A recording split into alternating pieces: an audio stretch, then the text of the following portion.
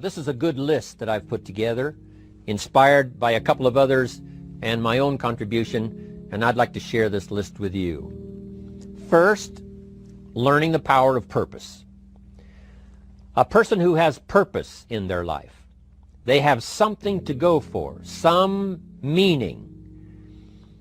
One writer described it, for some people it becomes a magnificent obsession.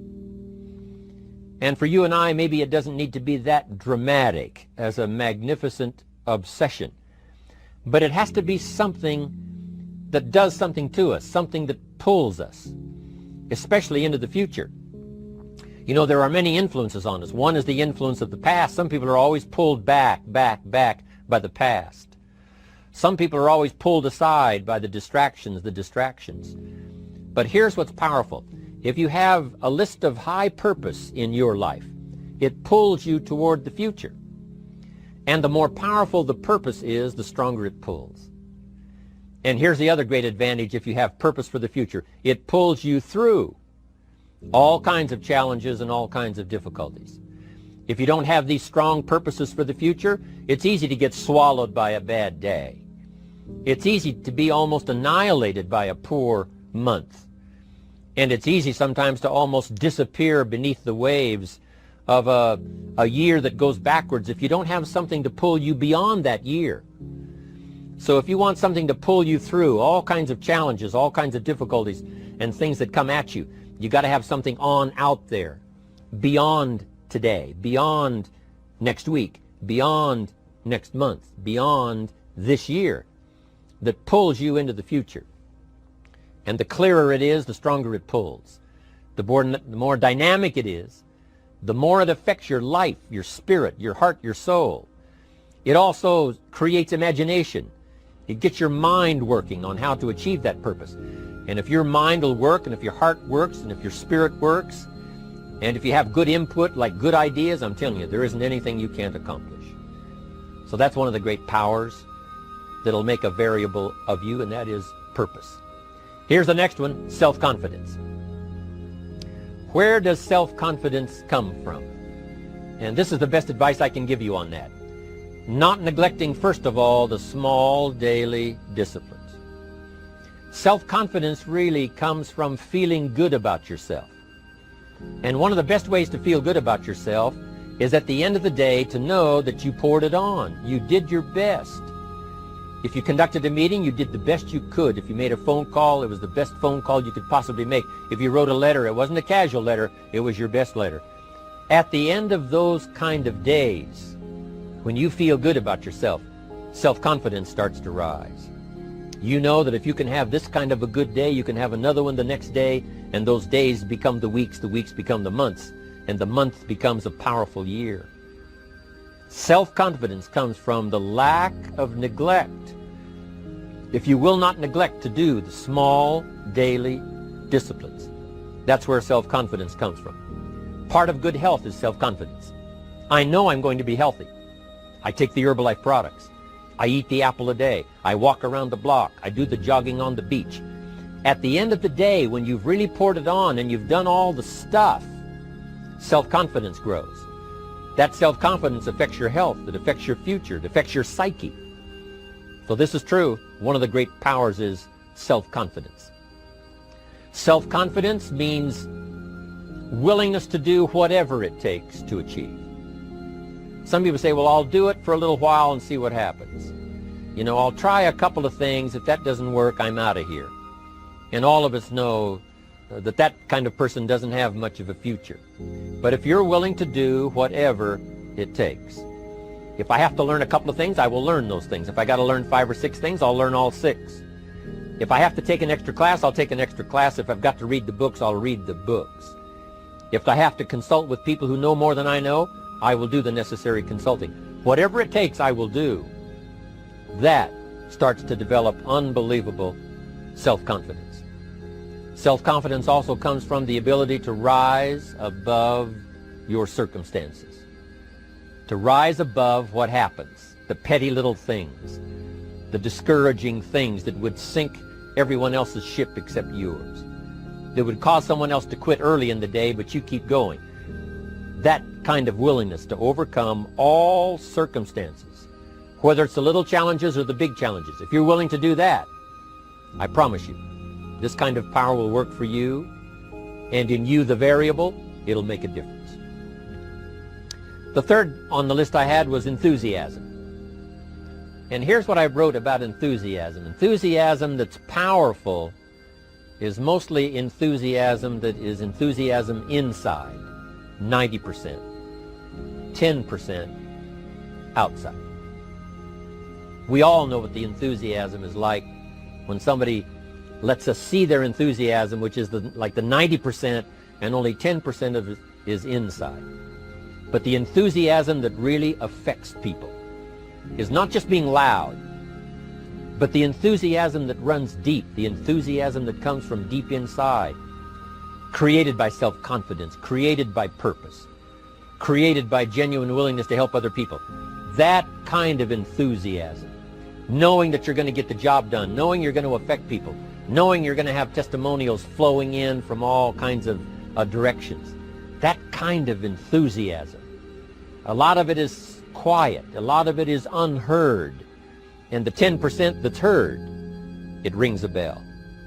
People call it genuine enthusiasm because they know that what you say in the outward display of your enthusiasm is only a small tip of the iceberg of the enthusiasm you feel inside that really motivates you to do the best job you can.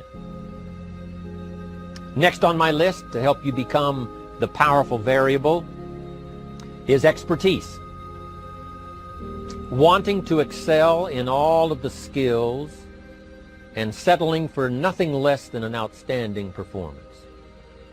If you're willing to be the best in your field, if you're willing to demand of yourself excellence in skills, to be the best that you can possibly be. In the training, do the best you possibly can. In doing a workshop, do the best you possibly can. Developing the skills of using your personality, developing the skills of language, developing the skills of influence, developing the skills of organizing. If you're willing to be an expert in all of the skills, Herbalife has the way for you to invest those skills and not only make a handsome living, not only make a lot of money, but if you would so desire and if it would be your purpose, a chance to make your fortune. Expertise, excellence in skills. Here was the next one on my list, making a powerful contribution to you, the variable, and that is preparation. Well prepared. And preparation, of course, involves a whole lot of things. A big share of our life is preparing, getting ready. When we go to the first grade in school, we're just preparing for the second grade. After we've finished 2 grades, the 2 grades prepare us for number 3. Sometimes it seems like a long, excruciating time.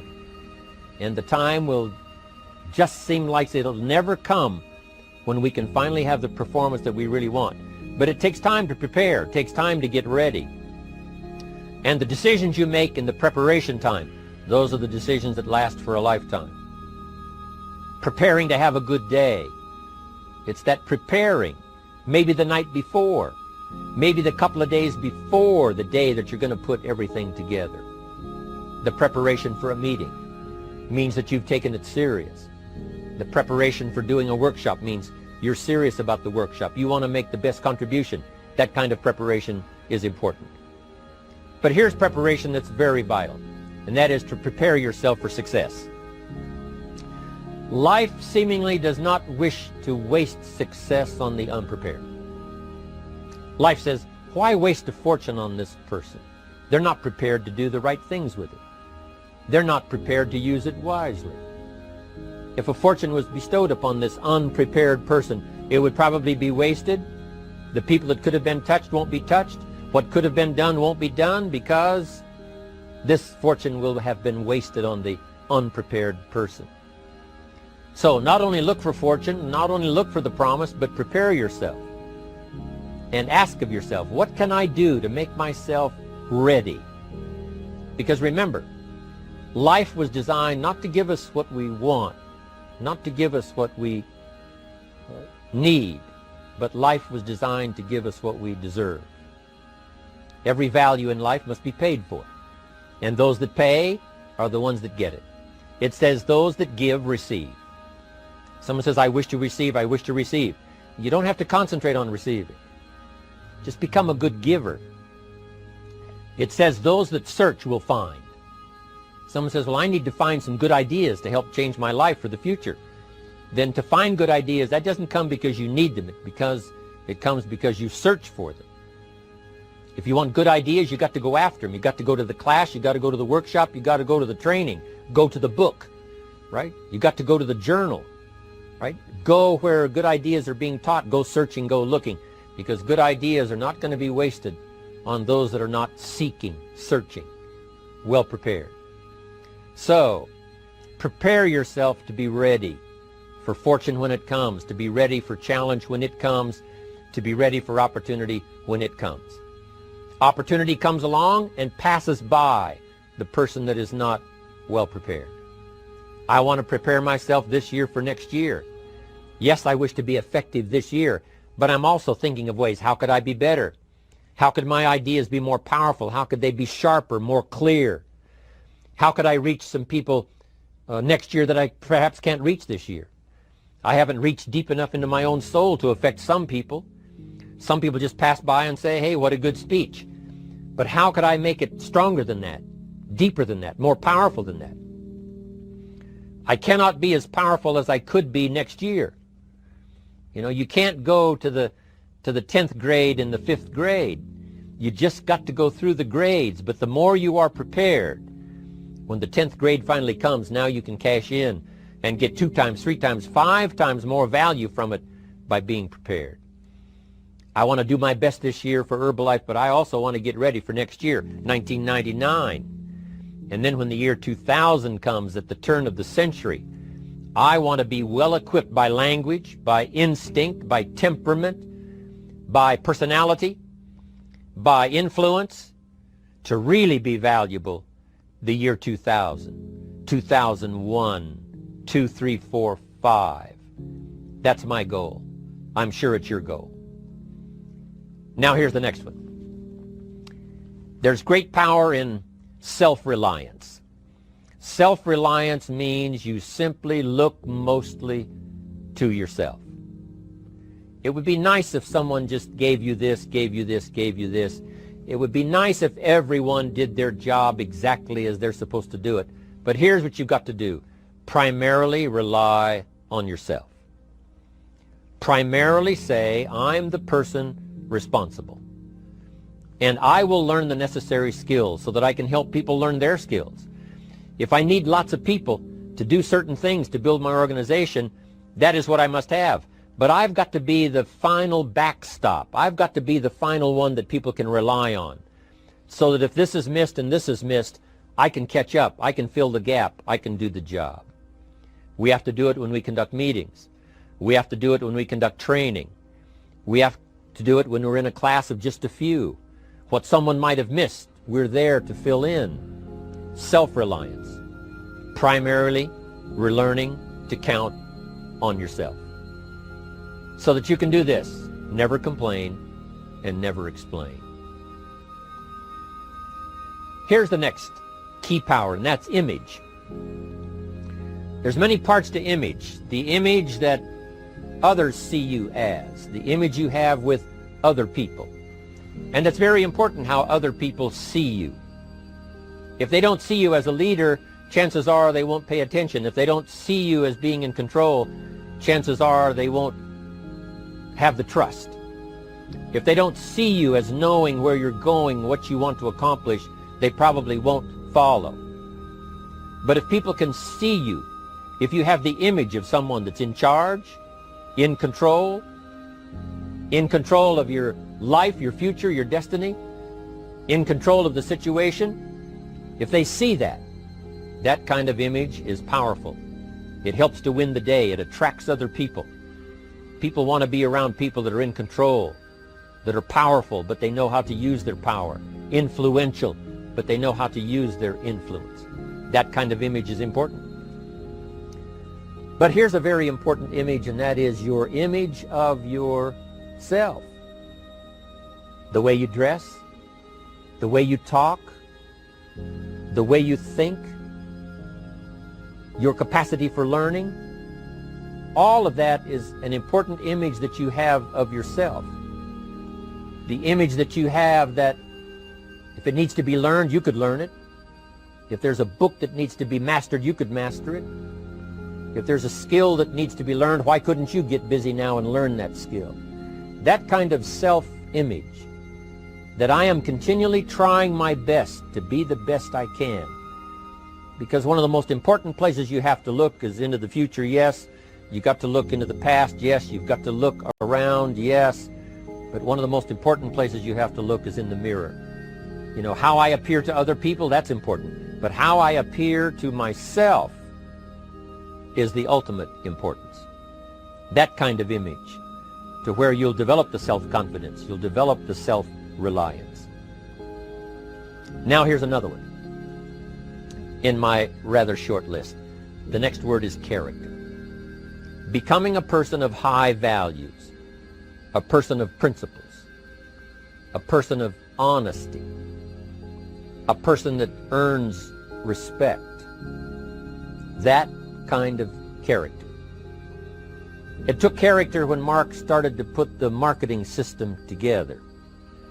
How can we have a system that will build in the integrity, that people will know that if this happens, then this will happen. And if this goes wrong, here's the way to fix it.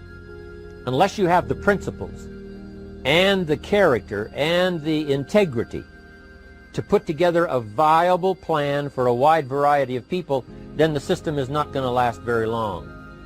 And I've been around long enough, and I'm sure you have been around long enough to see a lot of systems that got started, but they failed. And the reason is because they were not constructed with integrity. They were not constructed with character. They were not constructed with doing the right thing. They might have been constructed to take advantage. You know, cash it out as quickly as possible and leave. Mark was involved when others took advantage of him all those years ago before Herbalife. When someone took advantage and didn't have the character, didn't have the principles, and didn't have the character to stay, the character to see it through, the character to do the right thing. So this is important, to develop the character within yourself, that people see you as honest, as fair, willing to do the right thing, willing to be helpful, but always willing to walk the center line, not to pass the line. When we come to an opportunity like Herbalife, especially multi-level network marketing, it is so dynamic, it is so powerful, and it is so possible in fortune making that sometimes people want to speed up the process by cutting the corners, by neglecting to do the right things, you know, to cheat a little here, you know, cross the line just a little bit, because then, you know, it'll grow faster and you can cash in quicker. Not necessary here. Doing Herbalife right will build your fortune longer and stronger than trying to cut the corners and not doing it right. If we'll have the integrity that Mark had when he started it, and keep perpetuating that we will do the right thing by the marketing system, the right thing by a distributor who has a customer and they take care of that customer belongs to that distributor. That kind of integrity in the marketing system, the kind of integrity we have among each other, the kind of character we have to rely on each other, because here's what we cannot do. We cannot do this by ourselves. Mark's got to count on me. I've got to count on Mark. We've got to count on the president's team. The president's team has to count on the chairman's club for advice and counsel. We have to count on the millionaire team, the tabulator team, the world team. We've got to count on the distributor.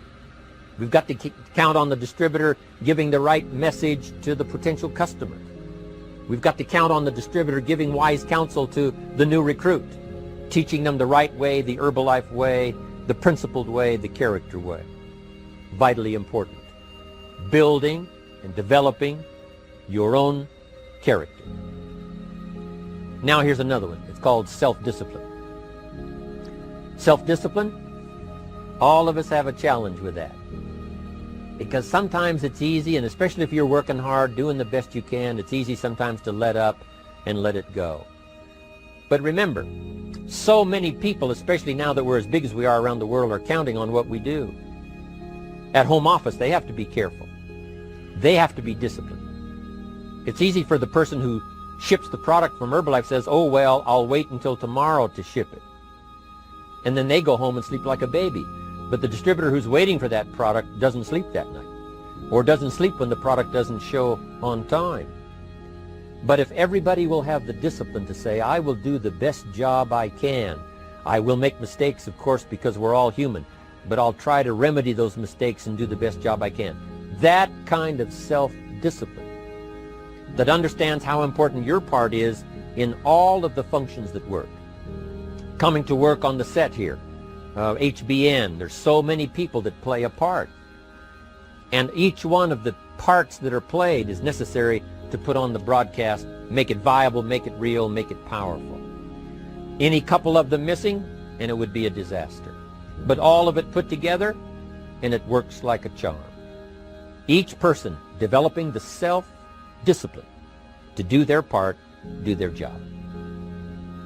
Here's one more, and that is the power of extraordinary performance and demanding of yourself excellent results. This is so important. If you want to live extraordinary, you must do extraordinary. If you want an extraordinary income, you must do extraordinary things. If you want an extraordinary fortune, you must go with the demands of what it takes to have that fortune. Mark has made such a fortune, it's almost beyond comprehension what the numbers really are. But guess what he has the satisfaction of knowing? He earned it all. If he'd have been lax in the performance, Herbalife would not be here these 18 years later. Herbalife would have been a footnote in multi-level history. But because he performed year after year, the 3rd year and the 5th year, and the 7th year and the 10th year, and the 12th year and the 15th year, and now performing well in the 18th year, I'm telling you, that's what makes it such a viable fortune for Mark personally, of course, because he did the job. If we would ask of ourselves that kind of performance, and you've got to ask it of yourself. You know, I can't ask it of you. I would try to inspire you. I would try my best to share with you what it might taste like, what it's like to finally make your fortune. It happened for me. But here's what you must do. You must demand it of yourself. Society does not demand that you not have a heart attack. But if you want to escape having a heart attack, you must demand it of yourself. Society doesn't demand that you take Herbalife and improve your health. You have to demand it of yourself. Society doesn't demand that you jog around the block every morning. But if you want good health, you must demand it of yourself. Society doesn't demand that you read a couple of books a week and improve your intelligence and your knowledge. That you must demand of yourself. Society does not demand that you build a financial wall around your family nothing can get through. That's not a demand of society. But you must demand it, if you wish it, you must demand it of yourself.